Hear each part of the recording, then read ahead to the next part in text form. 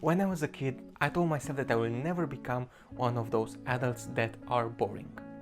So here I am on YouTube, talking about personal finance and how to make a budget. But yeah, personal finance is fun. Well, I'm not even gonna try to claim that, but I think it's really useful, and I think it's a skill that we need to have. And like many others, this skill was never taught to me. I will teach you today how to fill in this Excel spreadsheet, and yes, I can hear the cheering, I can hear your joy in your voice. Because you never get to work with Excel anymore. I mean, what's that? We want more Excel in our lives. But jokes aside, I think there are three main reasons why it's incredibly important to have a budget. And also then I will show you how to do the budget. 1. It allows to think of yourself as a business.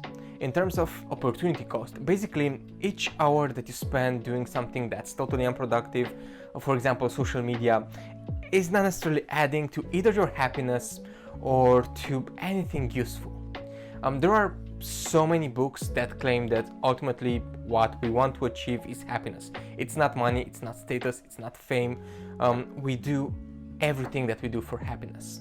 And most of the times when we're taking certain actions, we feel more miserable than before. And I think those actions are not great. Those are actions in which we have wasted that particular time. This idea allowed me to put a numerical value next to every hour that I spend doing something that's neither contributing to my happiness or to my income or to the well-being of my family or to the well-being of the community or to anything that can help this world to be fair. So this allows you to think of yourself like a business. The second thing, it also helps you when you want to start a business. By the way, budgeting helps you a lot with your taxes. So that's a plus, I would say, even though nobody likes taxes, but that's certainly a plus. And the third thing, I think it's very important to understand how things work. As I majored in civil engineering, I absolutely love the following analogy of a construction worker. Each month there is a hole in his construction site, and he also wants to build a pile for an embankment or something, a pile of soil. He has one thing with him, a shovel, and obviously the soil around him. So what's that shovel? That shovel is his income, his monthly income. The larger the shovel, the easier it would be for him to fill that hole. That hole is the expenses. The tinier the hole, the better, because then he wouldn't have to spend that much time trying to put ground in and to level things. And then he would maybe have some soil left to put on his asset pile. So in personal finance, you can go in many directions. One is to increase your shovel, the shovel size, which is increase your income, and then to reduce your expenses. And today we're actually discussing how not to dig a large hole, because we tend to do that. We love things, we love material things, we love things that give us a dopamine rush. So it's very easy to overextend yourself. A budget kind of helps you to think long term, to think of your assets. So now to the fun part. I understand how intimidating it is. Now we have on here the income, and that is your shovel. How much you can bring, let's say, home. Down here we have expenses, and I put here savings as well. Not because it's something negative, this is why I have it in green, but it's something that I really want each month, so I'm counting it towards my expenses. And obviously that's basically the reason why I have to do here true expenses, right? Which are expenses without tax or without my savings. Then you have your assets down here. You have the things that you own, which are the doodads, the things that you might own for fun or you might own for pleasure, or some of them are really assets. And then you have your liabilities. Nobody wants to talk about those. So let's go from the beginning and try to fill in some numbers. Just to explain you how things are. So we have the salary, the main income here. If you have a side business as well, it goes into earned number 2. Then you have your passive income, which are the money from your real estate, from your dividends, from the things that you don't actively work towards. If you're a day trader, then I would put that as an earned income, because you have to work for that. So it's not kind of passive. Then you have the portfolio income, which is the interest, the stocks, the appreciation of the things that you own. And then you have your alternative investment, and then royalties if you wrote a book or wrote a song or anything that people are using and you can get money out of it. Why not? There can be so many other things here. You have a free leeway to change it as you wish, but basically let's just put here a bit on the real estate side, and maybe you get some cryptos, whatever, and that's your total income in that month. Okay, so now you know your shovel, and then you have to see how big the hole is. And in order to do that, what you do each day or at each expense, and now with credit cards or with debit cards, that's much easier to do. You have to track your expenses. When you bought something or when you used your card, at the end of the day, you come back to this Excel and put here the amount. But okay, taxes for salary, you will have this amount, let's say, and maybe you bought some food. Okay, food for 125, and you can see how things add up. This and everything basically that's here are your actual expenses. Taxes, it depends where you're living and it depends on your situation. I also include this in the total expenses because guess what? Taxes at the end of the day are still being taken out of my wallet.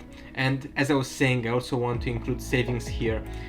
So how I typically do it at the end of the month, after I put all the expenses in, I have this net monthly cash flow, okay? Which is basically what's left. The net monthly cash flow is what's left from here and the thing that I can put back to the pile of assets. So what I'm doing at the end of each month, I take this number and put it into savings here. I find it very elegant. It makes here to show that the cash flow is 0, but instead the cash flow is 2006. And what has happened because of that? Let's just say we had before some assets, and those assets you can read them. You can just press pause and read them. What's happening with those assets? At the end of the month as well, we saved a bit over 2000 euros, so 2006 euros. We will put those where? Let's say we will put them in, we want to put them in another currency. Nah, unlikely. I will put it as another deposit, let's say. So I will just add this amount to our original sum, and you will see there will be an increase. What I actually do at the beginning of each month, I take this part, just copy it and paste it here. In this way, I'm using it so that the formulas that are below are calculated. So you see here, it's going to show 0 and 0. Why? Because this part equals to this part. And by the way, this side here, I'm using it for the graphs. Those are things that you can add on your own, to be fair, how much you want to see things visually. For example, look at this graph. For example, when I'm talking about fiat, I have more columns selected, which is cash in euro, bank accounts, credit used, the investments, all of those are fiat, right? Even if they're deposits, even if they're in a bank, they're still what we usually tend to call as money. Okay, and then I put here something for cryptos. If I add a bit of gold, I will add here gold as well. See, it changed it slightly. Okay, and you can find many ways to plot your data, but this is beyond the point. And back to the original idea where this whole thing about data started from. If I saved 2000 euros that month and I just input it here, you will see that automatically I will have an increase in wealth and an increase, and it will show me actually how much of my salary that I kept.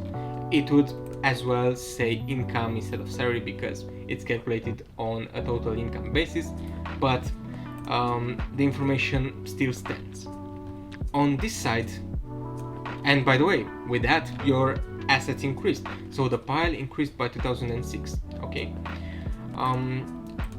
With the doodads, I also said that, hey, you have something here. The assets per banker.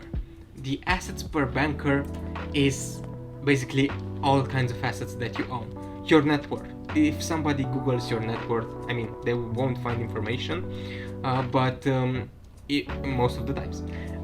But typically, it's everything that's ever counted. And in this case, it's your assets plus your doodads, okay? So those are the assets for your bank. And if you're thinking about the total assets, here it says without cars and toys, then you should be thinking of your assets plus also the things that you might own. Your home. I enjoy putting the home in the asset pile.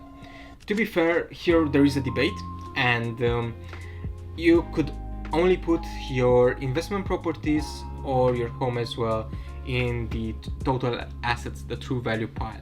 So the debate goes something along the lines of, if you have a place that you rent to other people, you can call it an asset. But I still believe that house that you own, that you don't pay rent in, I still believe that's an asset. I obviously don't put here, in terms of total assets, the cars. Cars, I mean, they're usually taking more money out of your pocket than they are putting in, even if you decide to sell them. You will still need a new car or anything of that sort. So yeah, just keep cars away from this one. Liabilities, they're easy. Your credit cards, how much you want them to be. Ideally it would be 0. Then you have your school loans, the home mortgage, the personal loans, and any other debt, and you put it here. And at the end of it, you get your total liabilities.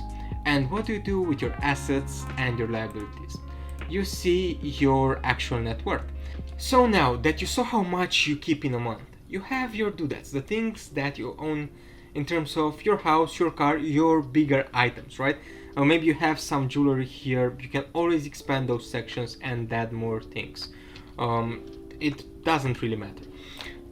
You have a total here, a doodads total. And if you add that with your assets, then a bank will say, hey, that's your number of total assets. And that will bring you, if you deduct the liabilities, it will bring you to the net worth per bank. But more to that in a second. There is another field here, which is the total assets, the true value without the cars and the toys. In this side, we basically take away the things that are, let's say, perishable, or the things that you cannot necessarily count towards. So if you have a house that you are renting, or if you have a house that you're owning, that's a true asset, to be fair. It doesn't lose that much of the value, but you cannot say the same about a car, so I would not put it here. Then, as I was hinting a bit earlier, you have a side with liabilities. Hopefully you have as little of those as possible, but maybe you have some loans, whatnot. Those liabilities will be deducted from the assets to give your net worth. And it's impossible to understand your net worth, because that's literally how much money you've got. And if you really want to do something with that net worth, then you go back to the analysis side. In the analysis side, you ask yourself certain questions, like, how much do I keep of my money? And in this example, it's simple, it's savings, but I was referring a bit earlier to this question, this particular question. How wealthy are you? So you can put your net worth, let's say without cars and toys, and you will divide it by your expenses per month. Usually you would have here an average of your expenses. Let's say in this month your expenses were 1,858. So let's say that your expenses would be this box. You can also include it with or without the taxes. So if you want to include the taxes as well in this calculation, you can do so. I won't, because I think that if you're losing your income or if you're thinking of your worth, then you should only count the expenses, because you don't also have to count the tax. The tax applies to your income, so it's kind of useless to put it as an expense. It's kind of not true, it's not fair. And if you will do that, you will have here 34.1 months. That's how much your net worth will actually last you if you get no income from now on and you keep your expenses steady. Maybe this was an easy month and you have some sort of average, as I was saying, and maybe your average is 2,500. Then you will see you only have money for 25 months if you stop working now. And money is not the right term here, is the net worth, because again, the net worth is your assets minus liabilities. Your total assets minus liabilities. If you want to only calculate the financial assets, let's say the liquid assets that you have, it would be a much better idea to use this number instead of your worth. So to use your liquid assets, and then if you do so, you will put in here that, and you will see the number obviously decreases because in this example you have a home and you paid a quarter of it, so obviously your assets will be slightly higher than your liabilities in this case, so that will bring the calculation up. But this is the summary of the first page.